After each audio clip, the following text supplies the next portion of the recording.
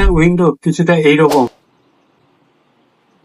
আপনি দেখে বোর হয়ে যাচ্ছেন, তাহলে এখন টাইম এসেছে উইন্ডোটাকে কিছুটা এরকম করার, যেটা দেখতে একদম বিউটিফুল, ব্লারি এবং ট্রান্সফর্ম আপনাদের উইন্ডোটা হয়ে যাবে।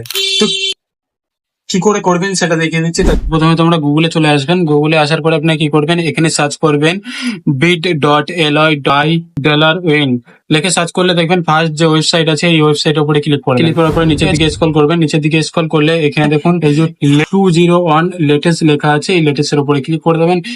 লেটেস্টের উপরে ক্লিক করার পরে তারপরে দেখবেন ঠিক এরকম পেজ খুলে যাবে। এরকম পেজ খুলে যাওয়ার পরে আপনি কি করবেন, আপনি আবার নিচের দিকে স্ক্রল করবেন।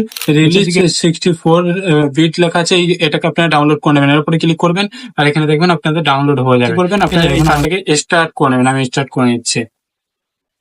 এখন স্টার্ট করার পরে আপনার যে রিলিজ বলে অপশন ফাইলটা আছে এর উপরে ক্লিক করবেন। এই যে স্টার্ট করার পরে রিলিজ বলে যে ফাইলটা আছে এর উপরে ক্লিক করবেন। এর উপরে ক্লিক করার পরে এখানে যে কটা সফটওয়্যার আছে আপনারা কন্ট্রোল এ করতে পারেন, নাহলে ওয়ান সিলেক্ট করে নেবেন। ওয়ান সিলেক্ট করে এখানে দেখুন কন্ট্রোল সি প্রেস করবেন, কপি হয়ে যাবে। আপনারা উইন্ডো ফাইলে চলে আসবেন। উইন্ডো এখানে এই সি ড্রাইভটা যেটা আছে এর উপরে ক্লিক করবেন।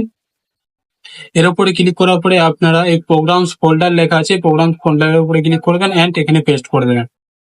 ওকে, এন্ড এখানে রাইট ক্লিক করবেন, পেস্ট করবেন, কিংবা আপনারা কন্ট্রোল ভি করে পেস্ট করে দিতে পারেন। আমি পেস্ট করে দিচ্ছি।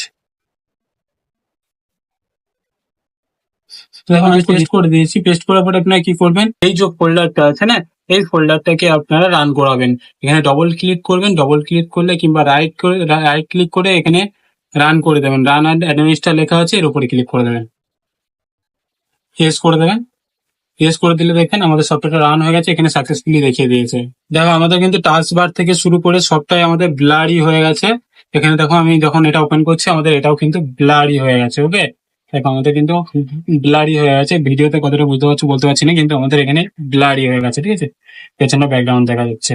তো আমরা এটাকে ব্যাক করবো। এবার 2 নম্বর ঠিক দেখাবো, তার জন্য আপনারা আবার গুগলে চলে আসবেন। গুগলে এসে সার্চ করবেন CYMDS, এটা লিখে সার্চ করবেন। এটা লিখে সার্চ করলে ফার্স্ট যে ওয়েবসাইটটা দেখতে পাচ্ছেন এই ওয়েবসাইটের উপরে ক্লিক করে দেবেন। এখান থেকে এটাকে অ্যাড করে দেবেন।